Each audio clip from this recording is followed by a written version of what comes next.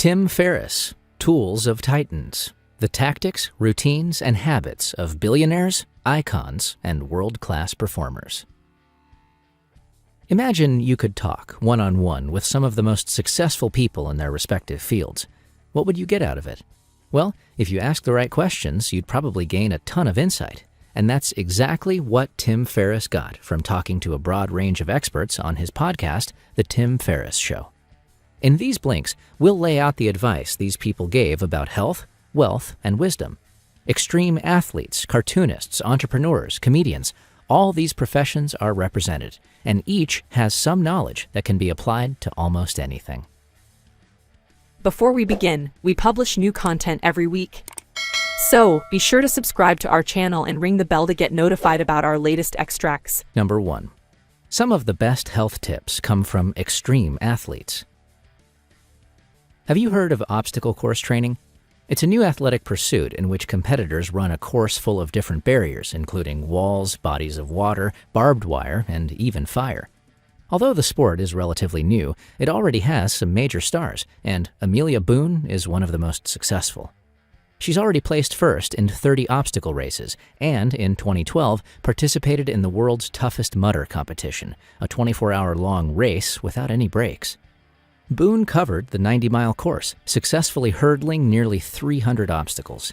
As you can imagine, she has some great tips for how to recover from strenuous activities.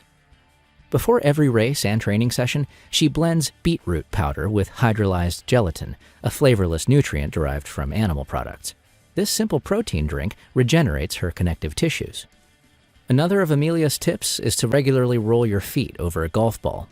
Doing so stimulates the hamstrings, which are one of the most important muscle groups for overall strength and posture. Or consider another athlete, Wim Hof. His passion for enduring extreme cold even earned him a nickname, the Iceman. He's broken over 20 world records in icy climates, including a 7,500-meter climb up Mount Everest in 2007, wearing nothing but shorts and shoes.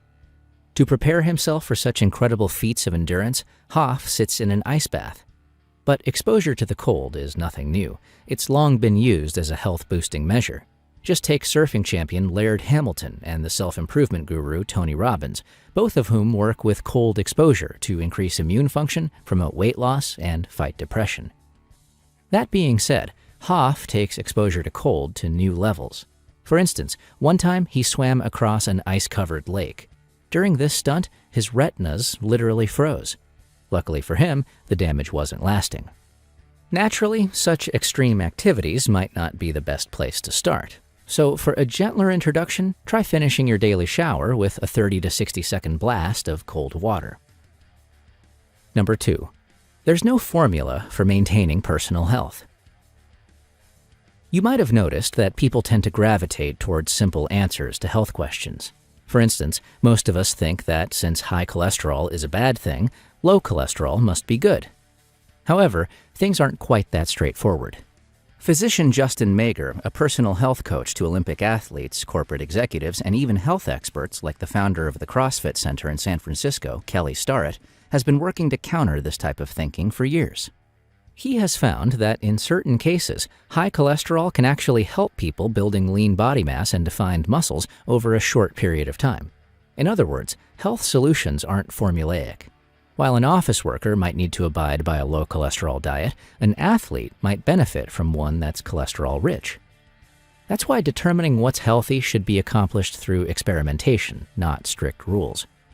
This is essential today, since lots of modern health advice is on the ascetic end of the spectrum. No meat, no alcohol, no sugar.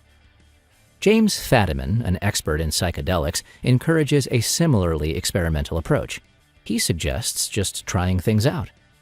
A good example comes from the author's friend, referred to by him as Slim Barris, who takes microdoses of psychedelic drugs. He has found that these drugs improve his well-being and empathy and expand his consciousness.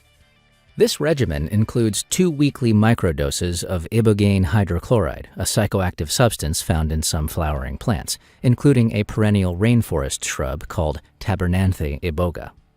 In addition to these weekly doses, he participates biannually in a 2-day retreat during which he imbibes a higher dose of the ayahuasca plant, a psychoactive botanical used by the indigenous people of Amazonia.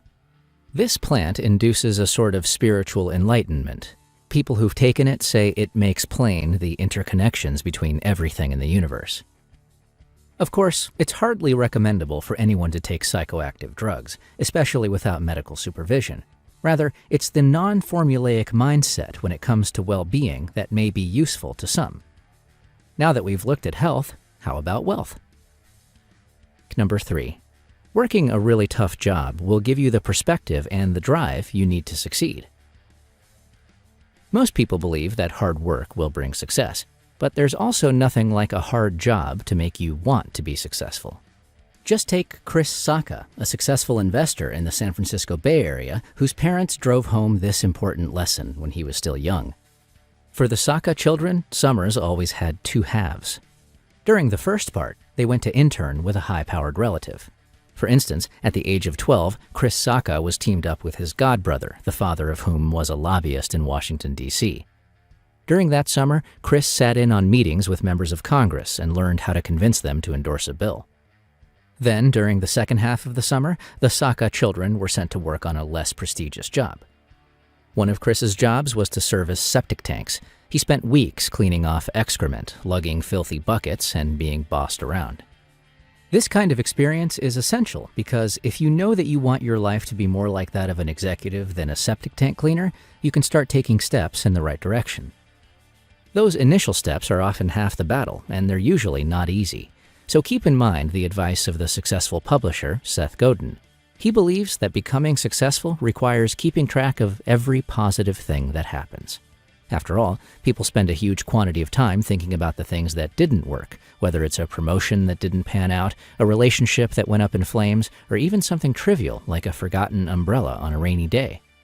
The problem here is that thinking so much about your failures will leave you depressed and defeated. So a better idea is to focus on all the times you were successful, brave, or helpful. Being able to see your positive impact will empower and encourage you to do ever greater things.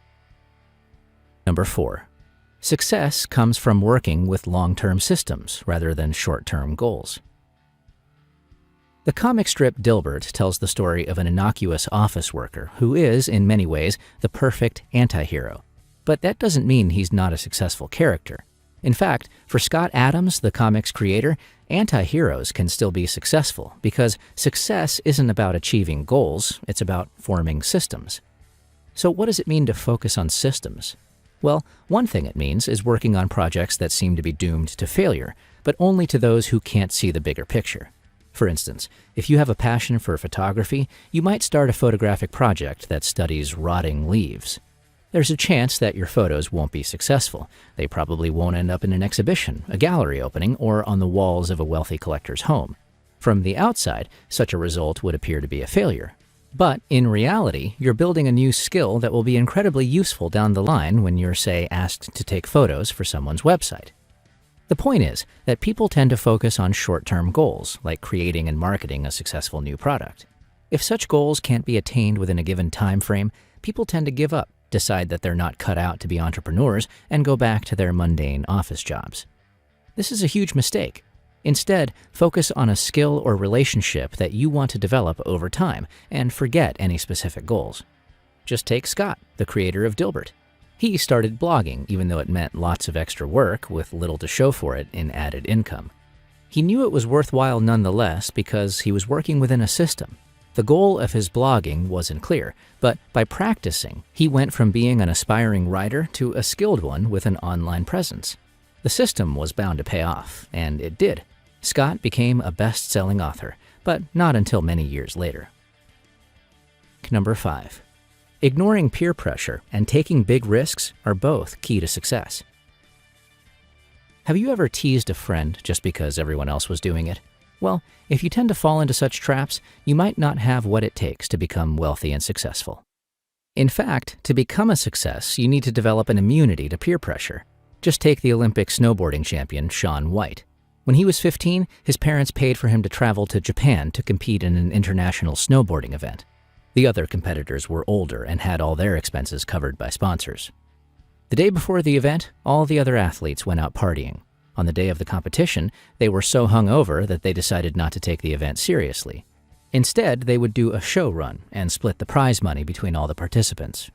Or at least, that's what would have happened if White hadn't had another plan. Despite the jeering of the older athletes, he refused to accept the deal. In the end, he won the competition along with the $50,000 prize, and today is one of the most marketable athletes in America. White's bold move is also a reminder that entrepreneurial success relies on risk-taking. Just ask Peter Diamandis, the founder of the X Prize Foundation, an award that motivates people to design innovative solutions for the world's most challenging problems. He decided that the prize should be at least $10 million, and, with the help of his friends, managed to raise half that amount, but couldn't secure the rest. When faced with such a situation, most people would give up.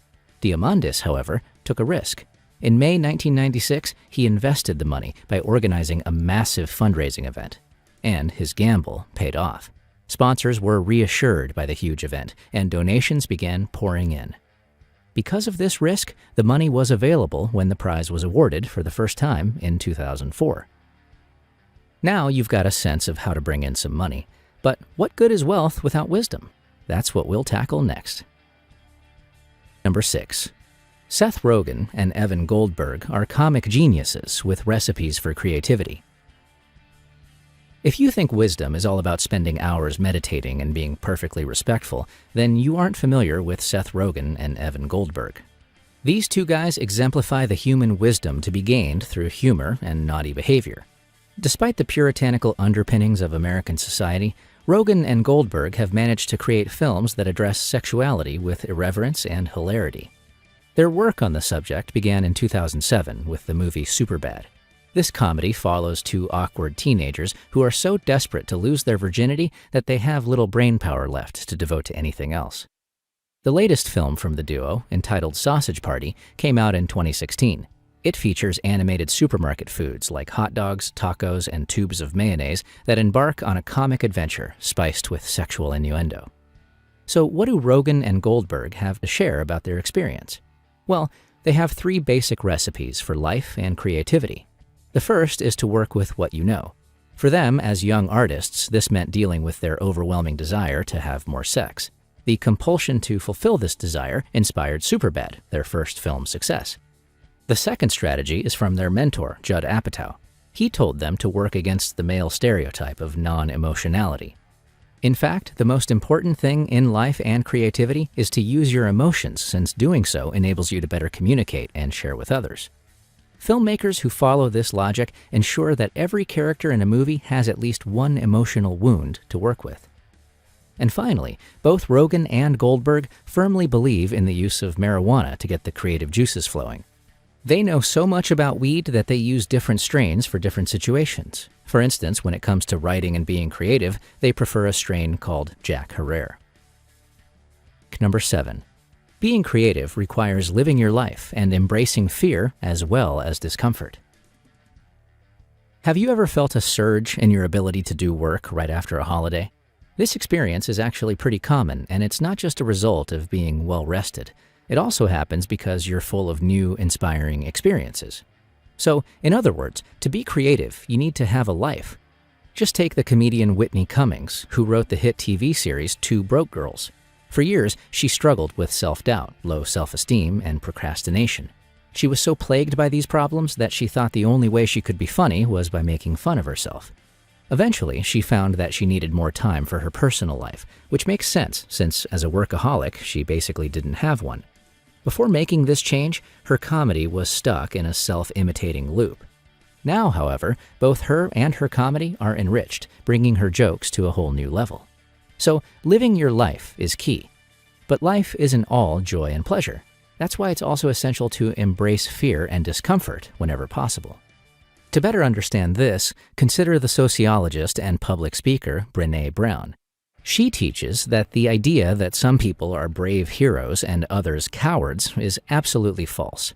In reality, most people are afraid and brave all at once. In fact, for her, what takes true courage is to feel and confront fear. That means it's essential for people to look fear and discomfort in the eye when discussing topics like race, homophobia, or climate change. These issues can't be resolved in a comfortable way. Engaging with people with different perspectives and backgrounds is crucial. For Brown, it was a huge personal achievement to show her vulnerability during a TED Talk in which she spoke about her breakdown and subsequent spiritual awakening. This talk reached an audience of 31 million people, and for Brown, presenting it was by no means easy. So each and every day, ask yourself whether you've moved outside your comfort zone. Discomfort is a sure sign of growth. The key message in this book is that there's no single path to success, and while every person's journey looks different, you can still take inspiration and advice from those who came before you. Their success stories will expand your horizons, teach you how to put yourself on the right track, and compel you to keep trying no matter what. How can you apply the ideas of these blinks to your life? Don't be afraid of bad ideas. If you want to make a dream a reality and are looking for ways to do so, don't limit the ideas you generate. By trying to immediately weed out bad ideas, all you'll get is stuck. Instead, write down every idea that pops into your head, even the wildest and most implausible ones. When you read back through them, you'll probably find that you've created a few gems. One last thing. We'd sure love to hear what you think about our content.